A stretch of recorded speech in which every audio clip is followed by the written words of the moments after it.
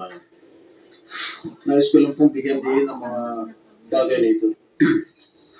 I will remain firmly with the majority bloc under the leadership of Senate President Alan Peter Cayetano. Hindi ako matitinag sa anumang paggigipit, pananakot, political maneuvering para talikuran ang aking paninindigan. I will not yield to threats. I will not be intimidated. I will not be pressured into surrendering my independence of judgment. I am giving instructions to the Senate Secretary to put on hold my salary.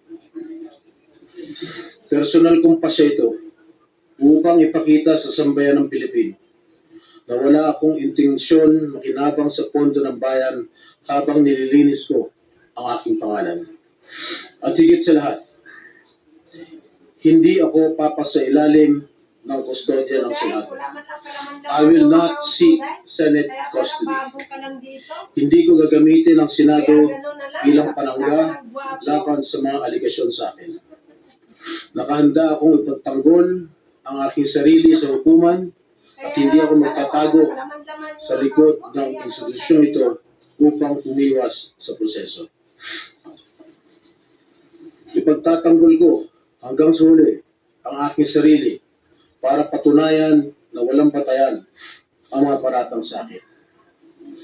Kalokohan ng lahat na ito.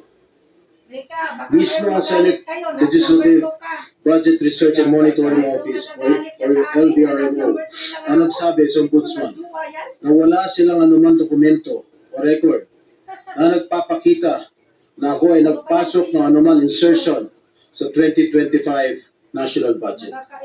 Ang mahalagang impormasyon nito ay kinilala pa mismo ni dating Senate Blue Ribbon Chairman Senator Panfilo Lacson bilang isang makabuluhang ebidensya na sumasalungat sa mga aligasyong binabato laban sa akin.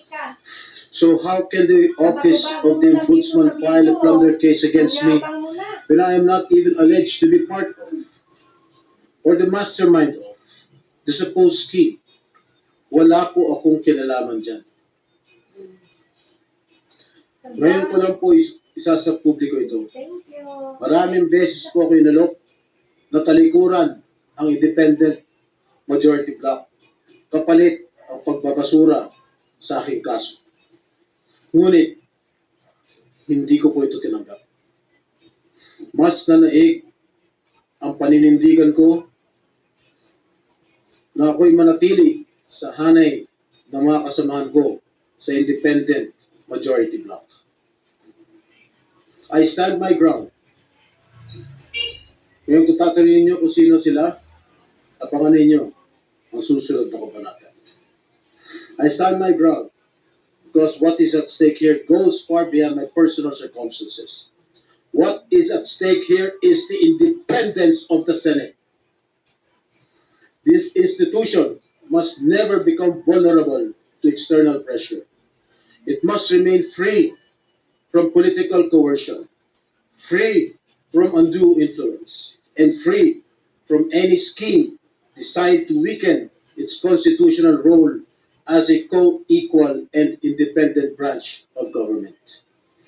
If this is the price I must pay for the decisions I have made and the principles I have chosen to uphold, then I am prepared to face the consequences, however difficult they may be, especially for my family.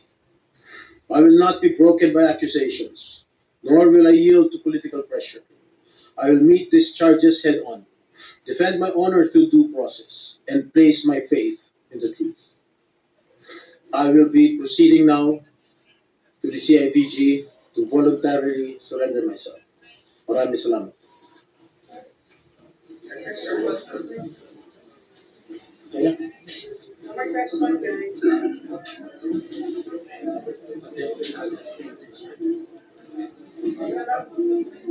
Buksan lang po yung pinto.